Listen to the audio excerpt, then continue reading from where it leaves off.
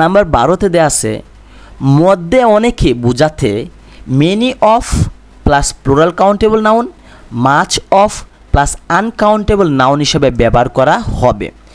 মানে কি বোঝাতে চাচ্ছে যে মধ্যের অনেকই বোঝাতে, তাহলে আমরা মেনি অফ ব্যবহার করব আর মাচ অফ ব্যবহার করব। আমরা তো জানি মেনি কাউন্টেবল নাউনের সাথে আর মাচ আনকাউন্টেবল নাউনের সাথে ব্যবহার করা হয়।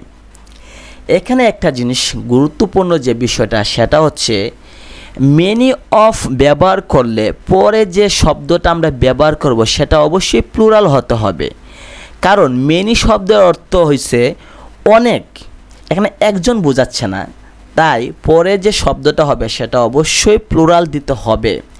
কিন্তু মাছের পরে প্লুরাল দেওয়া হইবে না কেন? কারণ আমরা জানি আনকাউন্টেবল নাউনের কোনো প্লুরাল হয় না, আনকাউন্টেবল নাউনের সাথে কোনো আর্টিকেল ব্যবহার হয় না, কোনো সংখ্যা 1 2 3 4 ব্যবহার করা হয় না, কোনো এস বা ইয়েস ব্যবহার করা হয় না।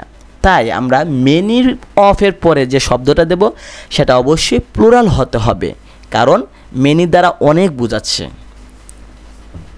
উদাহরণ দেওয়া আছে মেনি অফ দেম, অফের পরে যে শব্দটা আছে দেম সেটা প্লুরাল বোঝাচ্ছে। মাচ অফ ফুড, ফুড যেহেতু গণনা করা যায় না পরিমাপ করা হয়, তাই তার সাথে মাচ অফ ব্যবহার করা হয়েছে। 218 দেশ my friends new I was living, এখানে নট মাচ অফ কেন হয় নাই?